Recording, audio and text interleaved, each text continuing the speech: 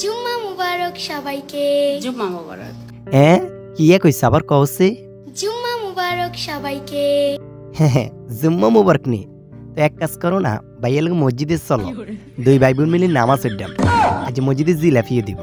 জুম্মা মুবারক কইছে বালা কথা, হিয়ার না হয় মানলাম, আবার মুখে শাটারিয়ান কিল্লে উড়াইছ, ইয়াংরে দেখাও কেন সব কামাইতেছ, মুখের মধ্যে তো 1.5 কেজি আড়া ময়দাই মাখাইতেছ। আমি নামাজে যাই নামাজ বিছাই, তুমি আসো, তারপর আমরা একসাথে কিন্তু কোরআন শরীফও পড়বো। ওরে বাবুরে, আবার কোরআন শরীফ হইটবো, কোরআন শরীফ হইটবো, এটা যদি মানুষ না জানে তাইলে কি হয়নি। আমরা গো মা মেয়ে দুইজনের অভিনয় দেখি আর প্রাক্তন প্রেমিকের কথা মনে হয়ে গেছে। কথা কি কইছি বুঝছেননি? হেতি একদিন রাতে 2টা বাজে আর মেসেজ দিছে, পর সকালবেলা হেতির জন আইজি গিয়েছি, কালকে রাতে 2টা বাজে মেসেজ দিছত কিনলে, কালকে রাতে 2টা বাজে আই তাহাজ্জুদ নামাজ পড়তে উঠছি, এলাই মেসেজ দিছি। কথা কি কইছি বুঝছেননি? মানে হেতি যে নামাজ পড়তে উঠছে এটা যদি মানুষ না জানে তাহলে কি সওয়াব হয়নি, তাহলে কি নামাজ হইব নি? অনা আপনাকে মামের কাহিনী হয়েছে এরকম।